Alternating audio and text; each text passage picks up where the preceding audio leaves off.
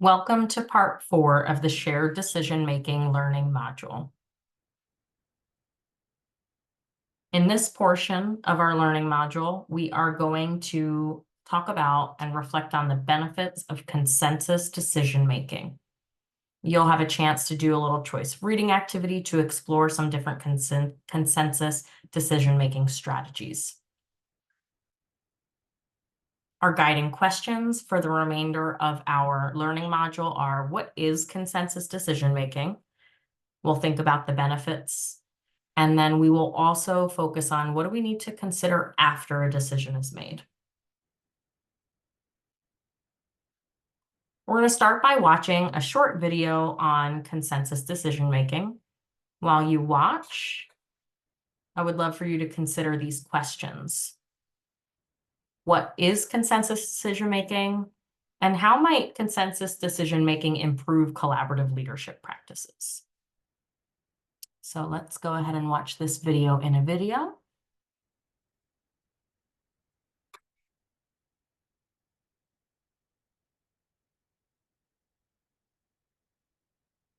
Feeling empowered, listened to, and valued. These things are pretty important to us, but we don't usually feel like this after we've come out of a meeting where we've had to make decisions. In fact, we can often feel the exact opposite.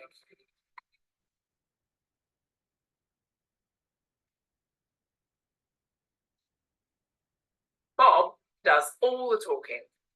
Tarek and Sarah support almost everything he says.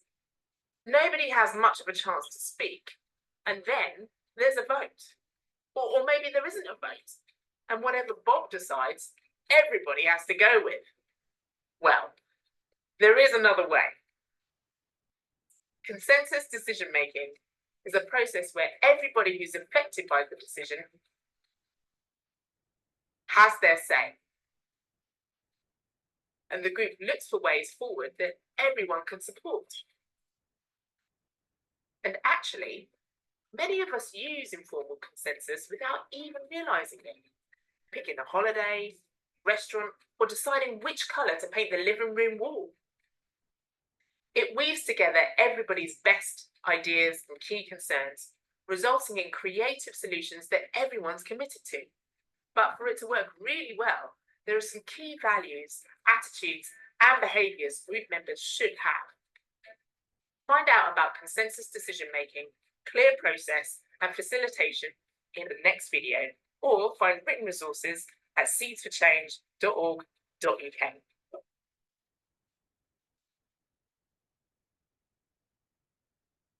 All right, so what is consensus decision-making, and how might it support or enhance collaborative leadership practices? If you'd like to pause the video here to reflect, you're welcome to do that.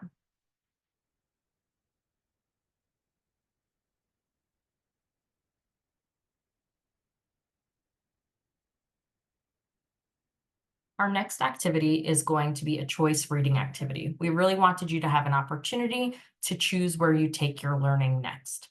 So we have provided various articles for you. The first set focuses on learning more about consensus decision-making with an article from Street Civics on the difference between voting and consensus. If you're looking to learn more about consensus decision-making and kind of dive deeper into what that looks like, you can take a look at Seeds for Change short guide with a process to consensus decision-making.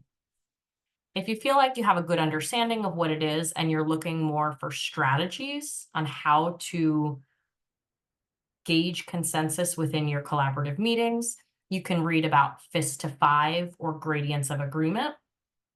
And finally, multi-voting is actually a strategy that you can utilize after a brainstorming session to simplify your choices before gauging consensus. So these are some strategies that you can read about that you can use in your collaborative meetings. We recommend spending about 15 to 20 minutes on this activity, but you're welcome to take all the time that you need.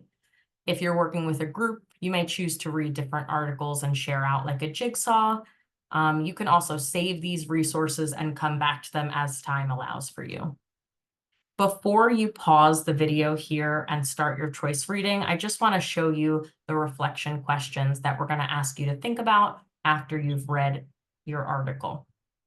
We want you to think about your takeaways from the article that you chose to read. If you're with a group, you're welcome to discuss. Think about the benefits and challenges to consensus decision-making, and also reflect on how you could begin to implement consensus decision-making strategies in your collaborative teams. So again, just to recap, to close out this portion of our module, we'd like you to choose an article or two to learn more about consensus strategies, and then take some time to reflect. When you're done, join us back for part 5.